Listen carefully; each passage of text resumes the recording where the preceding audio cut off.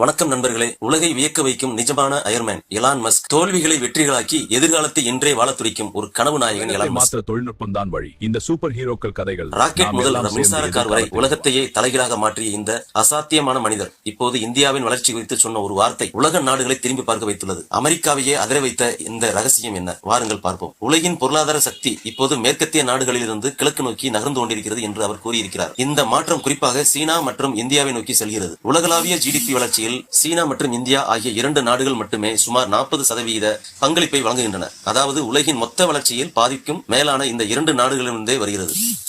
GDP என்றால் என்ன? சிலருக்கு ஜிடிபி என்றால் என்ன என்ற ஒரு சந்தேகம் இருக்கலாம். ஜிடிபி என்பது ஒரு நாடு எவ்வளவு பணம் சம்பாதிக்கிறது, அங்கு உற்பத்தி எவ்வளவு நடக்கிறது மற்றும் வணிகம் எந்த அளவிற்கு சிறப்பாக செயல்படுகிறது என்பதை குறிக்கும் ஒரு அளவீடு ஆகும். ஒரு நாட்டின் ஜிடிபி எவ்வளவு பெரிதாக இருக்கிறதோ அந்த நாட்டின் பொருளாதாரம் அவ்வளவு வலிமையானது மற்றும் அந்த நாட்டிற்கு அவ்வளவு அதிக அதிகாரம் கிடைக்கும். இணையத்தில் இந்தியாவை பற்றி இவ்வளவு நேர்மறையான விஷயங்களை யார் பேசுகிறார்கள்? பெரும்பாலான இடங்களில் எதிர்மறையான மற்றும் தவறான தகவல்களை பரப்பப்படுகின்றன. ஆனால் உலகின் மிகப்பெரிய பணக்காரரான எலான் மஸ்க் இந்தியாவை பற்றி இவ்வளவு உயர்வாக பேசியுள்ளார். வணக்கம் நண்பர்களே. கருத்துக்களை கமெண்டில் சொல்லுங்க. சப்ஸ்கிரைப் செய்ய மறந்துடாதீங்க. வணக்கம்.